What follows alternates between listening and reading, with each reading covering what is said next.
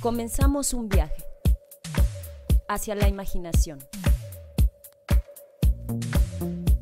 los sentidos,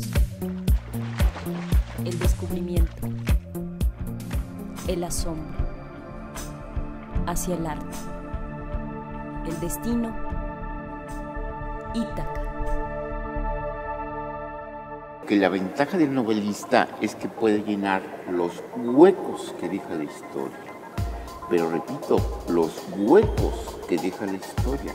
Victoriano Salado Álvarez, escritor nacido en Jalisco. Y las voces están vivas y hay fragmentos que se ven en la piel, que se sienten en el corazón y que se piensan. Ignacio Solares es, por supuesto, uno de los grandes narradores mexicanos, pero en esta primera parte de la conversación que mantuvimos con él en este programa Ítaca, nos va a hablar de sus orígenes y también de su labor como editor en publicaciones imprescindibles de la cultura mexicana, como la revista Plural o el suplemento cultural de la revista Siempre. Ignacio Solares con nosotros.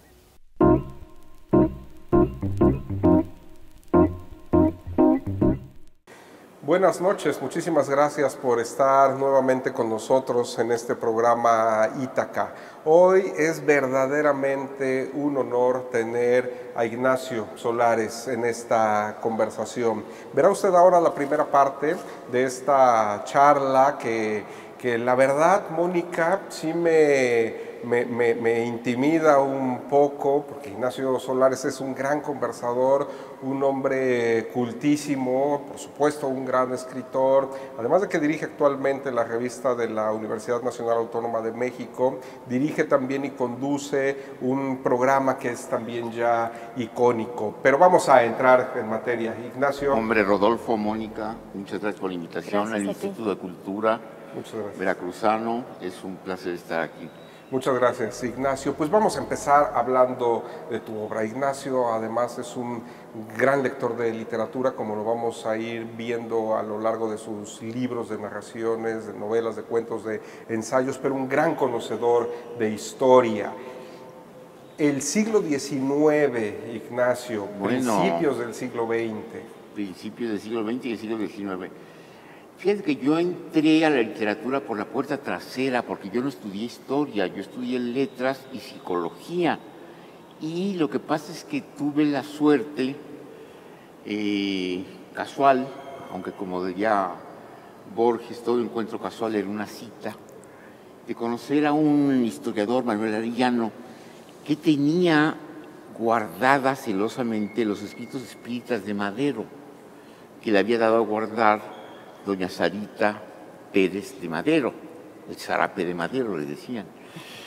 Y entonces él me permitió acceder a esos originales en libretas donde Madero tomaba los dictados, y eso fue lo que me hizo entrar a la historia, y me puse a leer sobre Madero a lo largo de todo un año o 2 años.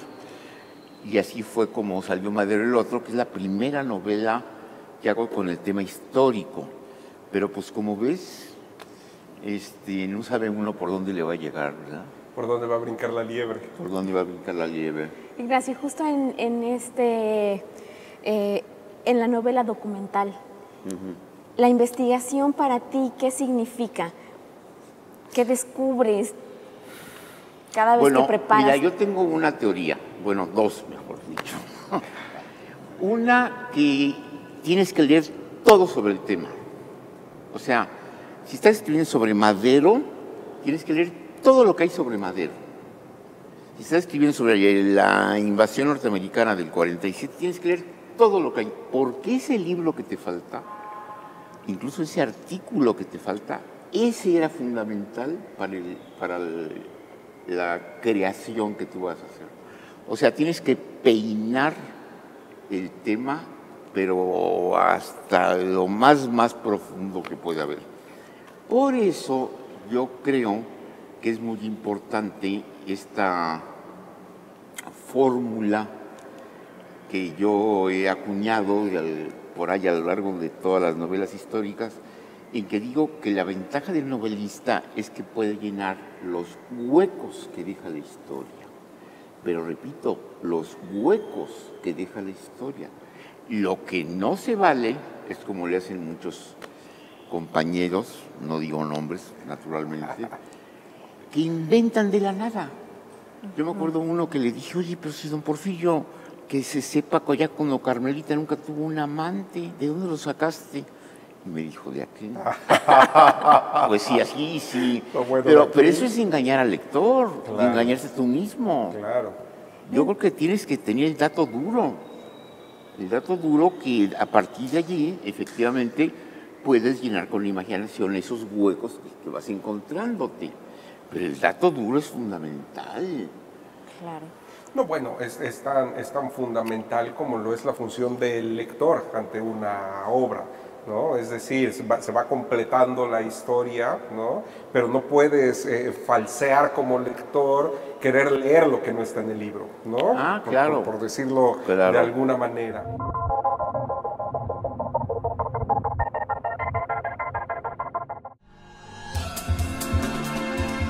Considerado uno de los iniciadores de la novela mexicana del siglo XX, Victoriano Salado Álvarez resurge en la colección Sensontle, del Fondo de Cultura Económica, con una obra que deja ver los enredos de la mente y la pesada melancolía de la locura de Carlota de Habsburgo. Victoriano Salado Álvarez, escritor nacido en Jalisco que destacó como periodista, académico y diplomático, publicó en los primeros años del siglo XX un conjunto de novelas históricas que ahora se conocen como episodios nacionales mexicanos.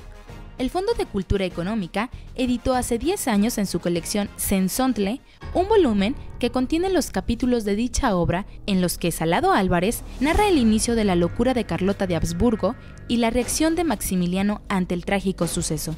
Se trata de un pequeño volumen sumamente atractivo y pleno de ingredientes con valor literario. Sobre todo, un argumento que, aunque conocido, no deja nunca de despertar el interés de los lectores.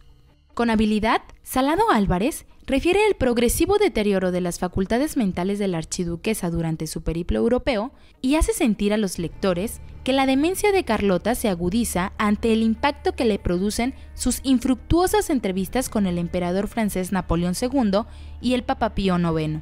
Sin dejar de lamentar el sufrimiento de la protagonista, el novelista se ubica con toda claridad entre el grupo de quienes consideran que tal martirio no fue sino un ecuánime castigo a la vanidad y la ambición desmedidas. Aunque justo es reconocer también que el autor presenta a Carlota como un ser inteligente y astuto durante sus periodos de lucidez. Sabido es que en el año de 1865, Maximiliano partió hacia Veracruz, donde lo esperaban 2 fragatas austríacas, ya que había considerado la posibilidad de abdicar al imperio mexicano para reunirse con su esposa enferma. Indeciso ante la disyuntiva de intentar preservar su imperio a pesar del abandono del gobierno francés o de renunciar definitivamente a la aventura mexicana, el archiduque hizo un alto en Orizaba, en donde combinó reuniones de análisis político con incursiones botánicas por el territorio de las altas montañas. En su relato, Victoriano Salado Álvarez recrea con acierto dichas incursiones y no ahorra adjetivos al describir la belleza del paisaje circundante. La decisión final de Maximiliano la conocemos todos, así como su cruento destino. Los lectores interesados en leer La locura de Carlota de Habsburgo pueden descargar el volumen gratuitamente de la página electrónica del Fondo de Cultura Económica, la benemérita institución editorial mexicana que con frecuencia nos alegra y nos llena de orgullo.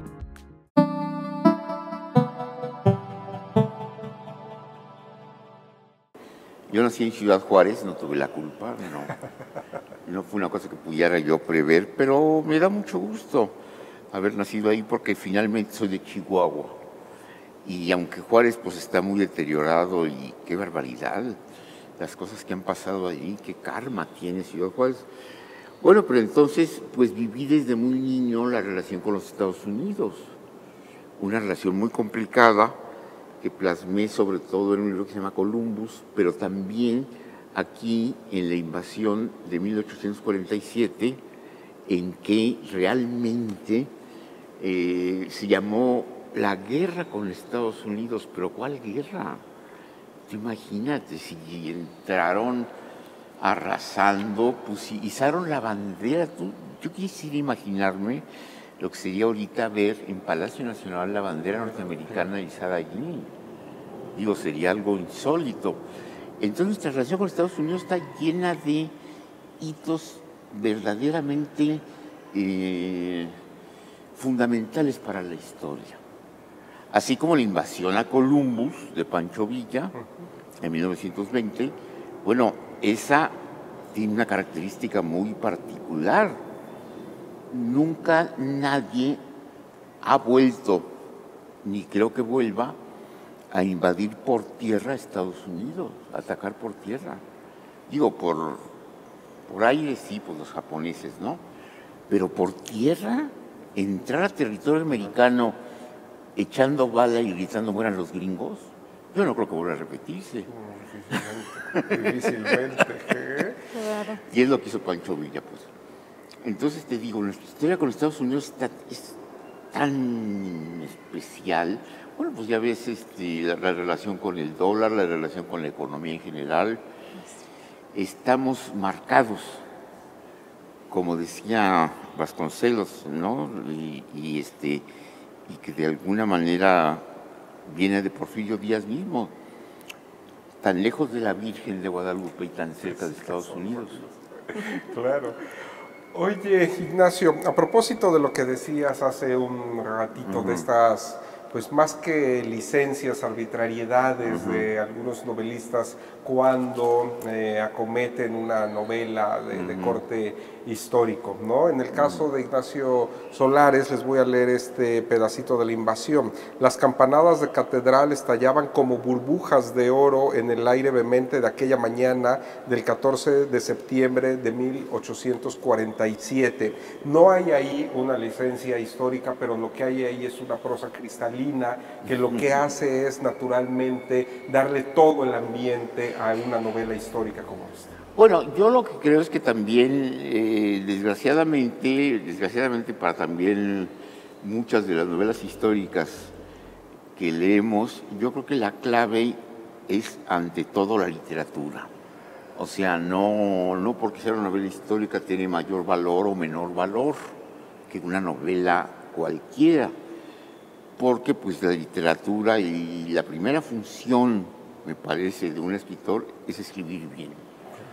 Entonces la responsabilidad en ese sentido es fundamental, porque pues puedes tener un gran tema, pero no tener la herramienta, el instrumento para trasladarlo a una buena prosa, a un buen manejo de la situación. Y entonces, claro, desgraciadamente, nunca tendrá la relevancia que puede tener una novela histórica que creo yo que debe de estar bien escrita. Y en ese sentido, pues yo te pondría, por decir algo así, de volea, como el gol que vimos hace poco de la selección de Guardado. Yo te diría que un ejemplo perfecto de esto es Noticias del Imperio de Fernando del Paso, que es una novela, ante todo y por sobre todo, súper bien escrita. Los monólogos de Carlota son entre lo mejor que se ha escrito, yo creo, en lengua española. No, pero sin duda, y además la musicalidad que tiene esa prosa. Es verdaderamente asombroso. Entonces, pues bueno, yo creo que a partir de ese maestro, pues todos los que vengamos después tenemos que tomar un poco el ejemplo. Y él aplica muy bien esto que te digo, los datos, es impresionante cómo tú te vas a investigar y es casi puntual cada dato. Y en ese sentido, Del Paso, por lo visto, tiene, ¿no? Pero quiero decir, lo tuvo para hacer esta novela, sobre todo, aunque también José Trigo, pero sobre todo Noticias del Imperio, esa voracidad que decías al principio de esta conversación, por leerlo todo. Y lo entiende uno cuando ve el tomo de sus obras reunidas hasta la fecha dedicado a su obra ensayística. Se da uno cuenta de todo lo que repasó, que al mismo tiempo le servía para hacer alguna crónica, para dar luz sobre algún dato, para hablar de un tema en específico, sobre Maximiliano y tal, y se da uno cuenta de la gran bibliografía que leyó, como lo has hecho tú, para hacer tu obra.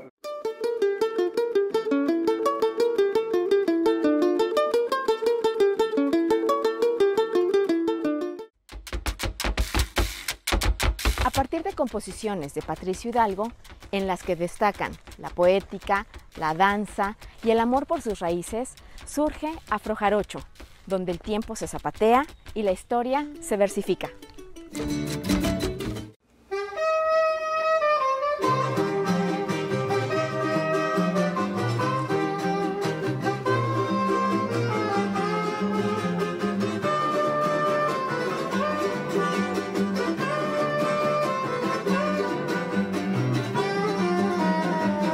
Hola, ¿qué tal? ¿Cómo están? Pues mucho gusto, yo soy Patricio Hidalgo y pues estoy al frente de este proyecto musical, de este grupo musical llamado Afrojarocho. Soy de Apishita, de aquí cerca del puerto, del municipio de San Andrés Tuxtla. Bueno, y en Apishita pues ahí me tocó escuchar la música por primera vez, pues al momento de nacer, o quizá antes. Y ahí mismo me puse en contacto con el fandango velorio, porque en San Andrés se acostumbra el fandango velorio para una virgen, un santo, ¿no? Y alterna el fandango con el velorio. Eso me tocó y pues a lo largo del tiempo he estado pues con Mono Blanco, con Chuchumbé y ahora pues dirigiendo este proyecto. Así es que somos una especie de entidad cultural también, ¿no?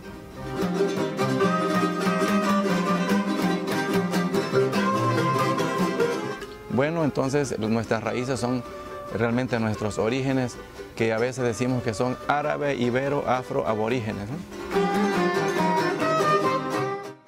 Aunque han pasado 300 y pico de años culturalmente hablando, ya con este dinamismo, ¿no?, de configuración cultural, bueno, seguimos conectadísimos y las voces están vivas y hay fragmentos que se ven en la piel, que se sienten en el corazón y que se piensan, ¿no? Porque eso no ha muerto, eso al contrario, ha tomado mucho vigor con el llamado movimiento jaranero, ¿no?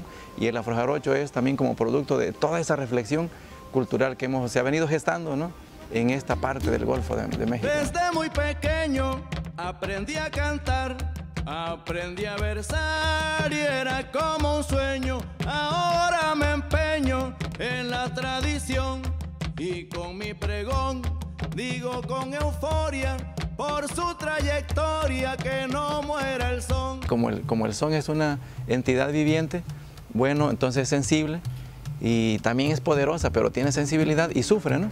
El son ha sufrido esos movimientos que hemos pasado en todo este tiempo, ¿no? En lo que llevamos para que ahora vemos el fandango, vemos el son, vemos propuestas, pero claro que ha pasado por movimientos, pasó la revolución, pasó las guerras de independencia, ha pasado por las crisis económicas, está pasando por la gran crisis del temor, de la inseguridad. En fin, el son es un ser vivo, ¿no?, que sí resiente todo esto, ¿no? Que si un día no hubiera caoba, no hubiera cedro, no hubiera chagane, pues ya no existen los instrumentos. Así es el planteamiento, ¿no? ¿Por qué? Porque seguimos usando estos instrumentos orgánicos, es decir, las jaranas de una sola pieza, con clavijas de madera. Ya no usamos rieles de palma, ¿no?, de venita de palma, pero sí siguen siendo instrumentos que realmente el monte nos proporciona, la montaña nos sigue proporcionando nuestros elementos musicales, ¿no?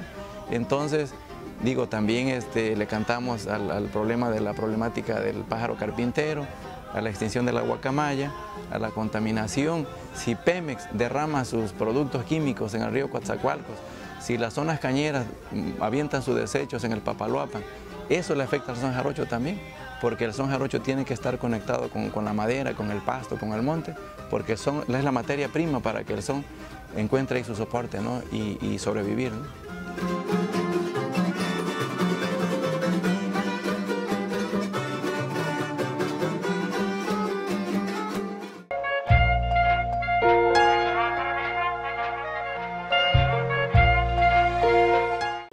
Porque el tema del espiritismo me empezó a interesar Por Madero. por Madero en un sentido literario. Nunca me he metido a Más allá. averiguar porque temo decepcionarme, que se me acabe ahora sí que Tu magia. Pues sí, mi filón de oro que tengo allí con lo del espiritismo que me encanta. Y entonces, de repente, y por aquellos años, en que me empecé a meter a la historia, descubrí que Calles también había sido espiritista.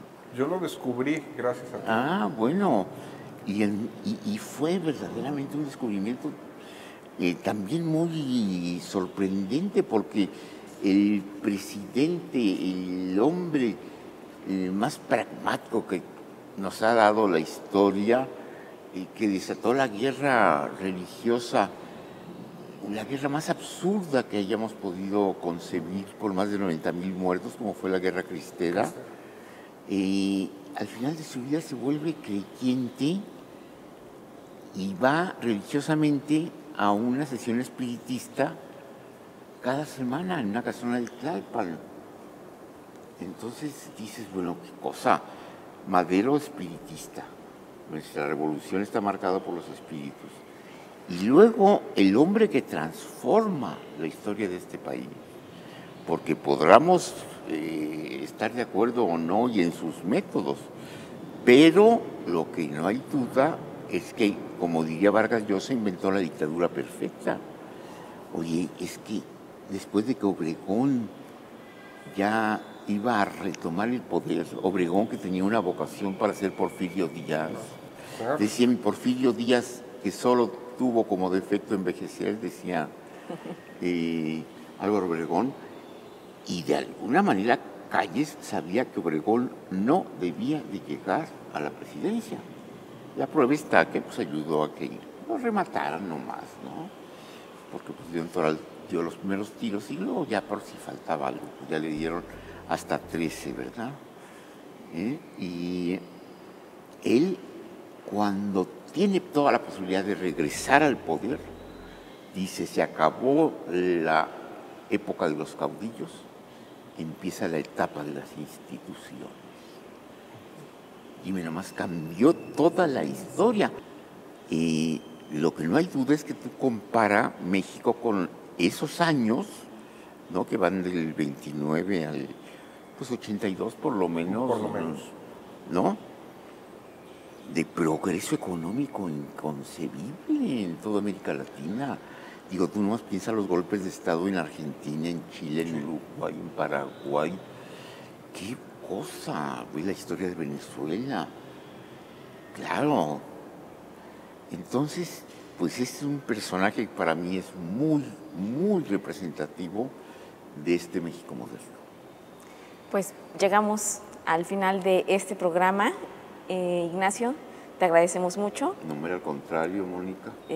Los invitamos a nuestro público a que nos acompañe la próxima semana para continuar con la siguiente Ítaca de Ignacio Solares. Muchas gracias. Gracias a ustedes.